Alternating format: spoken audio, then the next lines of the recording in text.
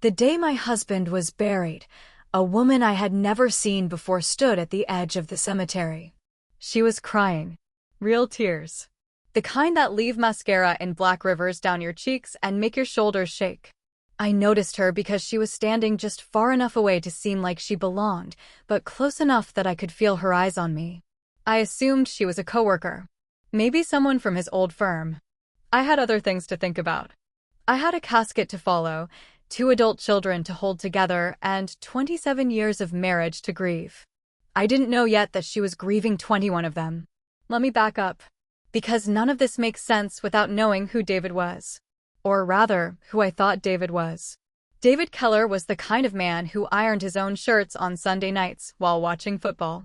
He kept his car immaculate, not in a proud way, not a bragging way, just a quietly methodical way, the way some men are about things that matter to them. He remembered our anniversary without being reminded. He called his mother every Thursday. He coached Little League for 6 years, even though our son, Marcus, aged out of it when he was 11. He just liked being around kids who needed guidance. That's what he told me. I loved him. God, I loved him. Not the dizzy, naive love of 22, when we met at a work conference in Cincinnati, and he spilled red wine on my sleeve and spent the rest of the evening apologizing in ways that made me laugh harder than I'd laughed in years. No. This was the love that grows roots. The love that gets boring and then comes back around and is richer for having been boring. The love you stop noticing until it's gone, and then the absence of it is so enormous it blots out the sky. David had a heart attack on a Tuesday in March. He was 58 years old, and he was alone in his car in the parking garage of his office building in downtown Cleveland.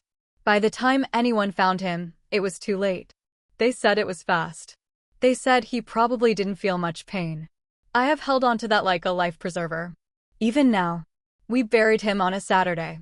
The cemetery was that particular Ohio spring gray, not quite cold, not quite warm, the sky the color of old dishwater, the ground still half frozen beneath the fake grass they roll out over the grave site. Marcus stood to my left. My daughter, Jenna, stood to my right. She kept her hand in mine.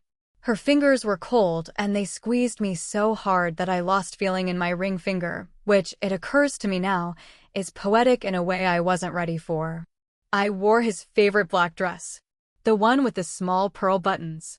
He always said I looked like a woman worth fighting for when I wore it. I wore it for him. One last time. I did not notice the woman leaving. She was just gone. The way a detail in the background of a photograph disappears when you're focused on something else.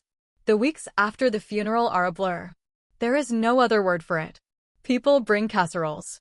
People say things that are meant to be comforting, but land like small bruises. He's in a better place. At least he didn't suffer. You two were so perfect together. You smile. You say thank you.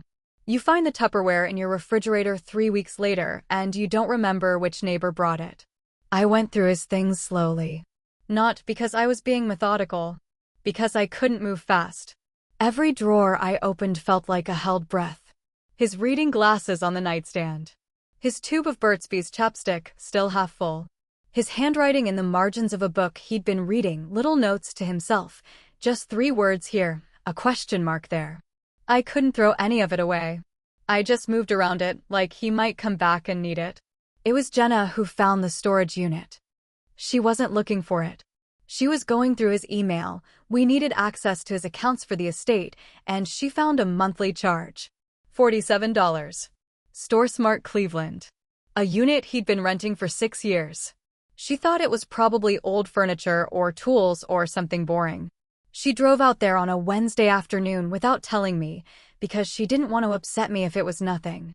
She called me from the parking lot of that storage facility, and I knew from the first syllable she said that it was something. Mom. Just that. My name for the past 33 years. One word. But the way she said it, the air underneath it, the weight, I sat down on the kitchen floor. Jenna. What did you find? It wasn't a question. I already knew that whatever came next was going to rearrange everything.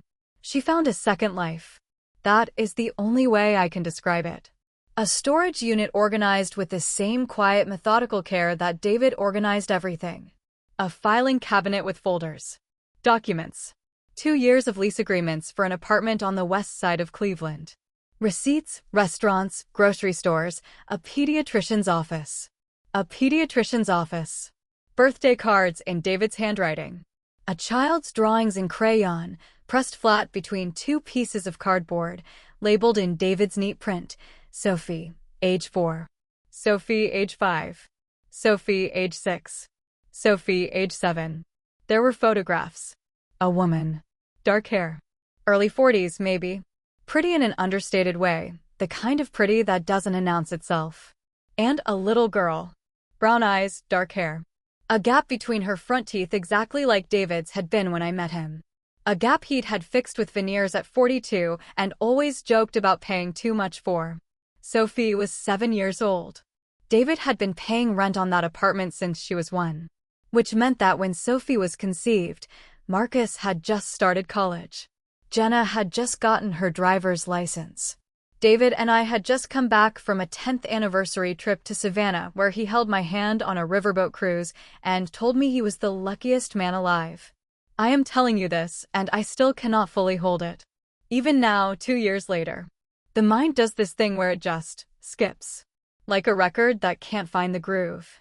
Because the brain is not built to hold 2 versions of the same person at once. He was the man who held my hand on that riverboat. He was also the man who was already seeing her. Both of these things happened in the same body, with the same hands, in the same life that I thought was mine alone. I didn't cry that night. I sat at the kitchen table with Jenna across from me, and we spread everything out. We laid it all flat, every document, every photo, every crayon drawing, and I looked at it the way you look at a car wreck on the highway. Unable to look away. Unable to understand that it is real. The woman's name was Claire Brennan. That's what the lease said. Claire Brennan and David Keller, co-signatories on an apartment at 4412 Lakeview Drive, West Cleveland. He had rented it in both their names. He hadn't even bothered to hide his own. That detail broke something in me. The carelessness of it. Not hiding his own name.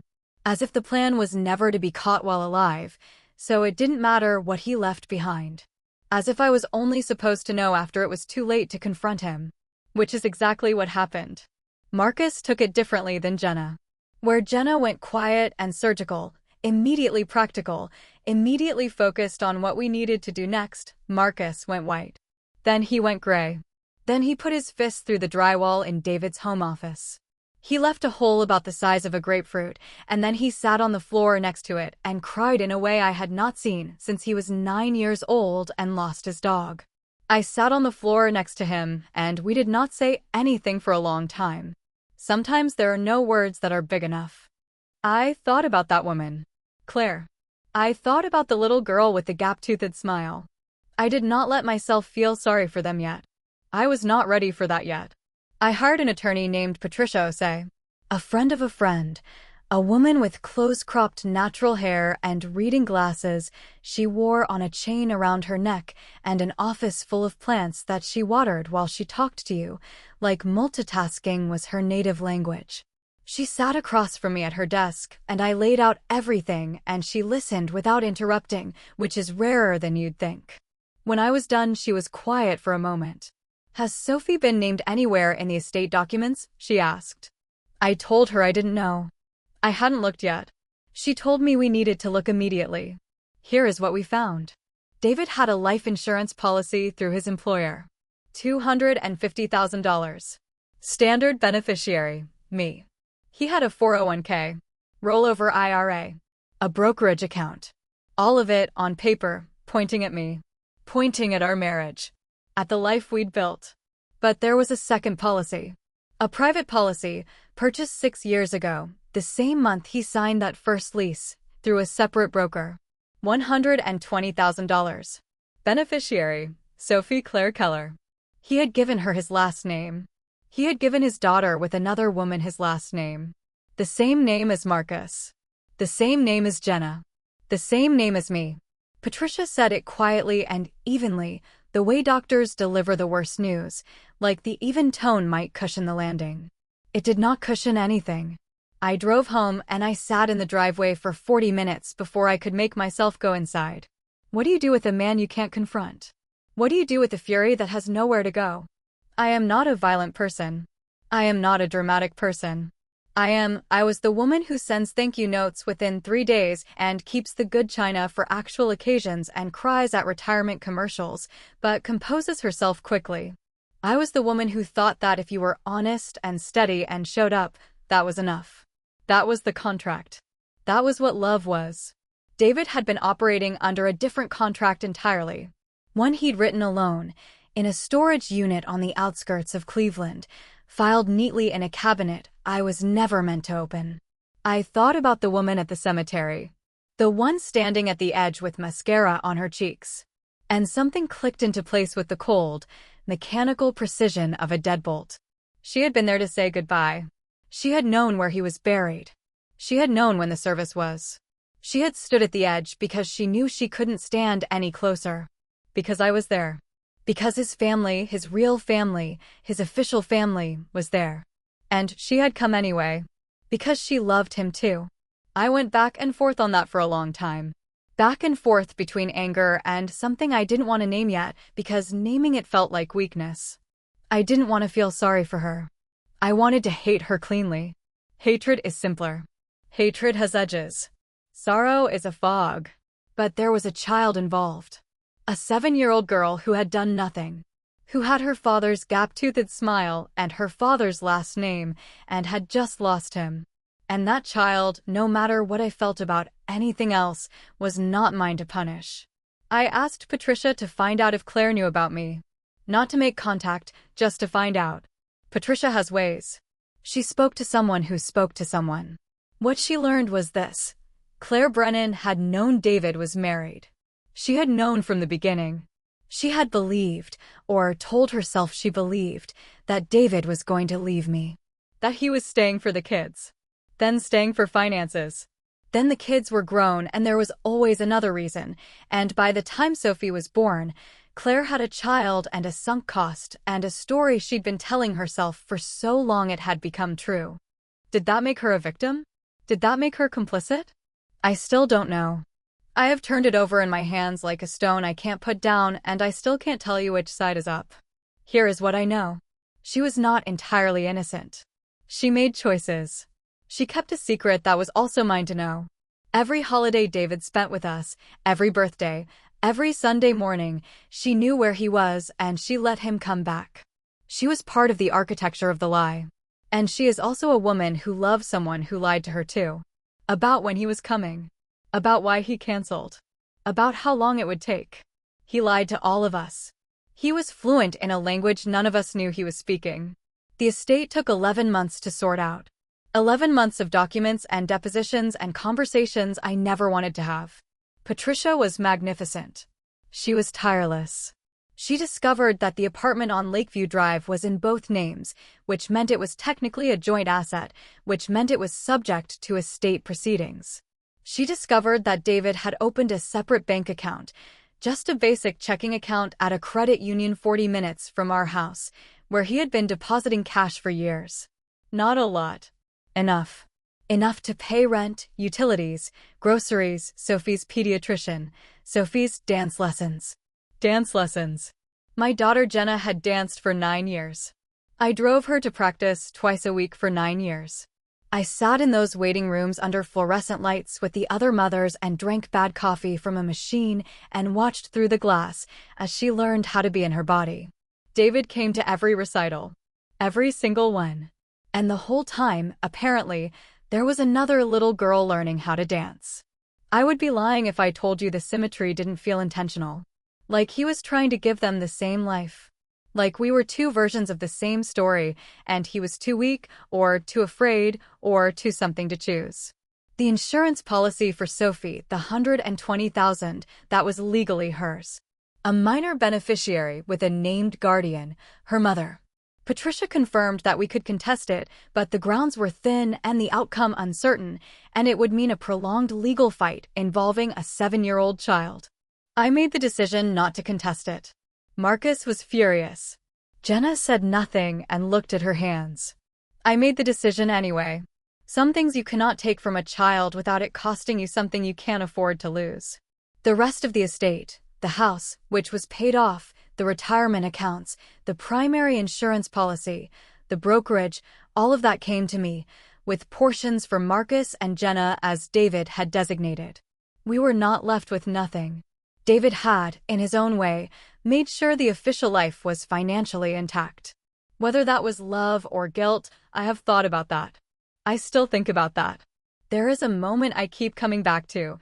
It was maybe 3 months after David passed. I was in the grocery store, our grocery store, the Kroger on Mayfield where we had shopped for 25 years, where the woman at the deli counter knew that David always wanted the turkey sliced thin. And I was standing in the cereal aisle holding a box of Honey Nut Cheerios. David's brand. The one I always bought without thinking. And I stood there for probably 4 minutes just holding it, not putting it in the cart, not putting it back. Just holding it. Because buying it meant I had forgotten. And not buying it meant he was really gone. I put it back. I bought a different kind. I cried in the car in the parking lot for 10 minutes and then I drove home. That's grief. That's what grief is. It's the cereal aisle. It's the drawer full of chapstick. It's the hole in the drywall your son put there because he didn't know where else to put what he was feeling. But this grief had a texture the ordinary kind doesn't have. Because underneath the loss was the betrayal, and they were wound together so tightly that I couldn't grieve without also feeling rage, and I couldn't feel rage without also feeling loss, and neither of them would give me a single moment of rest. I started therapy in the fall. Dr. Anita Chandra, a woman with a soft voice and an office with a white noise machine outside the door that I grew to find strangely comforting. She never told me what to feel. She just asked questions and let me sit inside them. She asked me once, "When you think about David now, what comes first, the love or the anger?" I sat with that for a long time. "Depends on the day," I told her. "That's an honest answer," she said. Jenna was the one who found Claire's address. Not the old apartment she'd moved. A house on the other side of Cleveland, smaller than ours, a rental with a front yard and a tire swing. Jenna found it and texted it to me without comment. Just the address. Like she'd handed me a tool and was leaving it to me whether to use it. I drove past it once. Just once. On a Thursday afternoon in November, overcast and cold, the kind of day that feels like the whole world has given up on color. I drove slowly. There was a tire swing. There was a minivan in the driveway with a dent in the rear bumper and a stick-figure family in the back window, a woman and a little girl. No man. Just the two of them, documented in white vinyl on the back of a minivan, going through the world alone. I didn't stop. I drove past. I went home. I thought about her for weeks after that. What she told Sophie. How she explained where Daddy was. Whether Sophie asked what a 7-year-old does with that kind of absence. Whether Sophie even knew my name or my children's names, or whether we were just the abstract elsewhere that her father disappeared to and came back from smelling like a different life. I have never contacted Claire. I want to be honest about the reasons. Part of it was protecting myself. Part of it was protecting Marcus and Jenna. And part of it, the part one sat within Dr. Chandra's office and didn't say out loud for a very long time, was that I was afraid of what she might tell me about him. The David she knew. The one she fell in love with. The one who chose to stay with her even when he didn't leave me. That David is someone I don't have access to. Someone I can't fully know. And some mornings, honestly, I am not sure I want to. Because the David I knew was real too. He was real to me. The man who ironed his shirts on Sunday nights and remembered our anniversary and coached Little League for kids who weren't even his. That man existed. That man loved me. I believe that. I have to believe that. Can both things be true? Can a man be genuinely loving and genuinely deceptive at the same time for years without one canceling out the other? Dr. Chandra says that is one of the hardest things humans have to hold. The both and of a complicated person. I don't have a clean answer. I don't think I ever will. What I have instead is this: I am still here. I am still in the house on Birchwood Lane where Marcus learned to ride a bike in the driveway and Jenna pressed her prom corsage in a book that's still on the shelf in the hallway. I am still here and the house is still mine. David's shirts are no longer in the closet. I gave them to the Goodwill 8 months in, which was probably sooner than I should have. I kept 2 of his flannel ones. They're folded on the shelf in the back of the linen closet, and I'm not ready to talk about why. Last spring, Marcus came over for Easter. He brought his girlfriend, the one I like, the one who laughs too loud and helps clear the table without being asked. Jenna brought her husband and the baby, my granddaughter, Rosie, who is 11 months old and has just started pulling herself up on the furniture and looking around with the expression of someone who has just discovered that the world is far more interesting than previously indicated. I made ham and scalloped potatoes. I used the good china, the real occasion kind. At some point during dinner, Marcus said something funny. I don't even remember what it was, and we all laughed. Real laughter. The involuntary kind that takes you by surprise. And in the middle of that laugh, I felt the shape of it. The shape of what we still had. What he couldn't take, even with everything he took. That table. Those people. That laugh. And I felt something complicated. Grief, yes. Still. Always, probably. But also something that wasn't quite triumph and wasn't quite peace, but lived somewhere between them.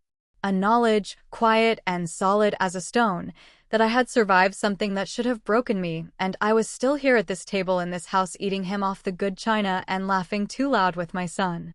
That's the thing about bitter triumphs. They don't look like what you expect. There's no dramatic moment where you stand in the rain with your arms out and feel victorious. It's smaller than that. It's a dinner table. It's scalloped potatoes.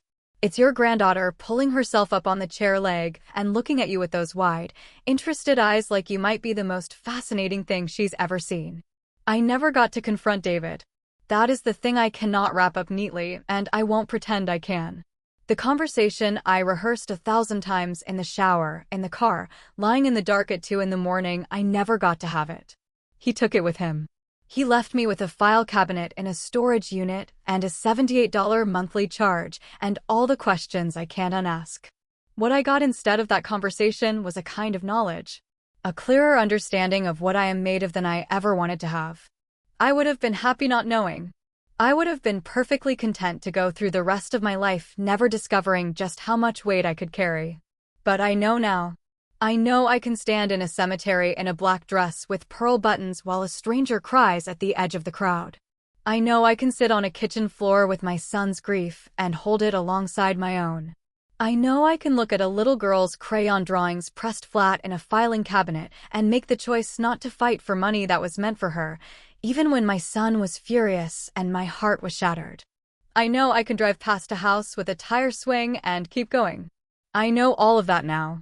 I would trade it in a heartbeat. I would go back to not knowing and be happy there.